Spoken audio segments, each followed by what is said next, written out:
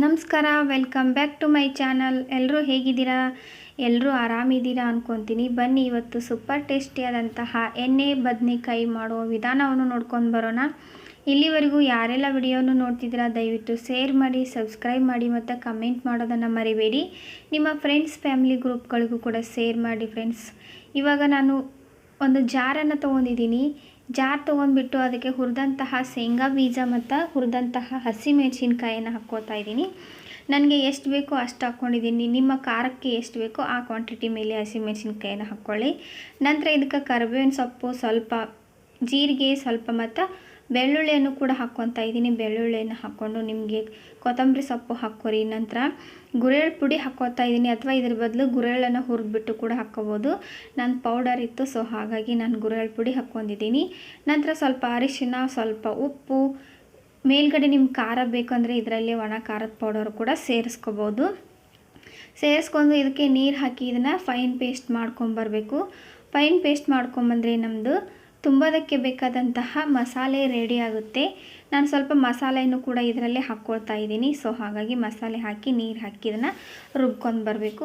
ಅದಕ್ಕೆ ಟೊಮೆಟೊನು ಕೂಡ ಸೇರಿಸ್ತಾ ಇದ್ದೀನಿ. ಟೊಮೆಟೊವನ್ನು ರುಬ್ಬೋದಕ್ಕೂ ಹಾಕ್ಬೋದು, ಅಥವಾ ಹಾಗೆ ಹೆಚ್ಚಿ ಕೂಡ ಎಣ್ಣೆಯಲ್ಲಿ ಹಾಕ್ಬೋದು ನೀವು.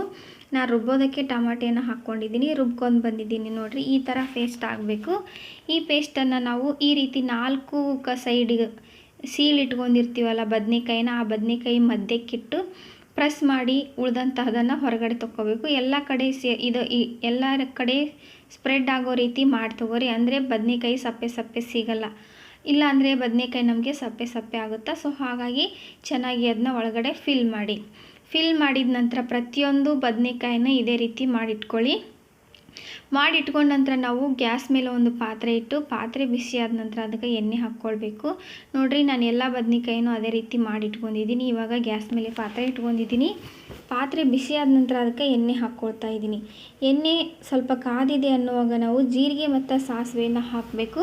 ಜೀರಿಗೆ ಸಾಸಿವೆ ಚಟಪಟ ಅಂತ ಸಿಡಿದ ಮೇಲೆ ಅದಕ್ಕೆ ಕರಿಬೇವಿನ ಸೊಪ್ಪು, ಚಿಕ್ಕದಾಗಿ ಹೆಚ್ಚಿಟ್ಕೊಂಡಂತಹ ಈರುಳ್ಳಿಯನ್ನು ಕೂಡ ಹಾಕಬೇಕು.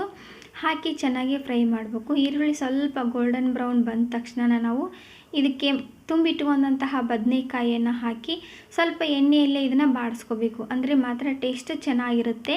ಸೊ ಹಾಗಾಗಿ ನೀವೆಲ್ಲರೂ ಕೂಡ ಇದೇ ರೀತಿ ಟ್ರೈ ಮಾಡಿ ಹೇಗೆ ಬಂತು ಅಂತ ಕಮೆಂಟ್ ಮೂಲಕ ತಿಳಿಸೋದನ್ನು ಮರಿಬೇಡಿ ಫ್ರೆಂಡ್ಸ್. ಈ ವಿಡಿಯೋ ನಿಮಗೆ ಇಷ್ಟ ಆದರೆ ನಿಮ್ಮ ಫ್ರೆಂಡ್ಸ್ ಫ್ಯಾಮಿಲಿ ಗ್ರೂಪ್ಗಳಿಗೆ ದಯವಿಟ್ಟು ಶೇರ್ ಮಾಡಿ. ಇವಾಗ ನೋಡಿರಿ, ನಾನು ಉಳಿದಿರೋ ಮಸಾಲೆಯನ್ನು ಮೇಲ್ಗಡೆ ಹಾಕಿ ನೀರು ಹಾಕಿ ಸ್ವಲ್ಪ ಮಸಾಲೆ ಮತ್ತು ಸ್ವಲ್ಪ ರುಚಿಗೆ ತಕ್ಕಷ್ಟು ಉಪ್ಪು ನೋಡ್ಕೊಂಡು ಮೇಲ್ಗಡೆನ ಹಾಕ್ಕೋಬೋದು. ಆ ರೀತಿ ಮಾಡಿದ ನಂತರ ನಾವು ಇದಕ್ಕೆ ಖಾರದ ಪೌಡರನ್ನು ಹಾಕಿ ಒಂದು 10 ನಿಮಿಷ ಅಥವಾ 5 ನಿಮಿಷ ಕುದಿಸ್ಕೋಬೇಕು. ಇದನ್ನು ನಿಮಗೆ ಗಟ್ಟಿ ಬದನೆಕಾಯಿ ಬೇಕಂದರೆ ಸ್ವಲ್ಪ ಬೇಗ ತೆಗೆದುಬಿಡ್ರಿ. ಇಲ್ಲ ನಮಗೆ ಮೆತ್ತಗೆ ಇರಬೇಕು ಈ ಬದನೆಕಾಯಿ ಅಂದರೆ ನೀವು ಅದನ್ನ ಸ್ವಲ್ಪ ಹೊತ್ತು ಜಾಸ್ತಿನೇ ಬೇಯಿಸ್ಕೋಬೇಕು. ನಾನು ಹಣ್ಣಕ್ಕೂ ಕೂಡ ಬರಲಿ ಅನ್ನೋದಕ್ಕೋಸ್ಕರ ಇದನ್ನು ಚೆನ್ನಾಗಿ ಹಣ್ಣಾಗಿ ಕುದಿಸ್ಕೊತಾ ಇದ್ದೀನಿ. ಸೊ ನಿಮಗೆ ಯಾವ ರೀತಿ ಬೇಕಲ್ಲ ಆ ರೀತಿಯಲ್ಲಿ ನೀವು ಮಾಡಿ ತಗೋರಿ. ನೋಡಿರಿ, ಈಗ ಕುದೀತಾ ಇದೆ. ಮೇಲ್ಗಡೆ ಒಂದು ಪಾತ್ರೆ ಮುಚ್ಚೋಕ್ಕೂ ಮೊದಲು ಸ್ವಲ್ಪ ಖಾರದ ಪೌಡರನ್ನು ಹಾಕಿ ಮಿಕ್ಸ್ ಮಾಡಿಬಿಟ್ಟು ನಾನು ಒಂದು ಪ್ಲೇಟ್ ಮುಚ್ಚಿ ಇದನ್ನು ಕುದಿಯೋದಕ್ಕೆ ಬಿಡ್ತೀನಿ. ನಮ್ಮದು ಕುದ್ದಿದೆ ನೋಡಿರಿ. ಕುದ್ದು ಯಾವ ರೀತಿ ಬಂದಿದೆ ಅಂದರೆ ಈ ರೀತಿ ಆಗಬೇಕು. ವಾವ್, ಎಷ್ಟು ಚೆನ್ನಾಗಾಗಿದೆ ಅಲ್ವಾ? ಸೊ ಇದೇ ರೀತಿ ನೀವು ಕೂಡ ಮನೆಯಲ್ಲಿ ಟ್ರೈ ಮಾಡಿ. ದಯವಿಟ್ಟು ಈ ವಿಡಿಯೋದಲ್ಲಿ ನನಗೆ ಎಜುಕೇಷನ್ ಟ್ರಿಕ್ಸ್ ಕೊಡೋಕ್ಕಾಗಿಲ್ಲ, ಸಾರಿ. ಮುಂದಿನ ವಿಡಿಯೋದಲ್ಲಿ ಖಂಡಿತವಾಗಿ ಕೊಡ್ತೀನಿ. ಸೊ ಕೆಲಸ ಇರೋ ಕಾರಣದಿಂದ ಆಗಿಲ್ಲ.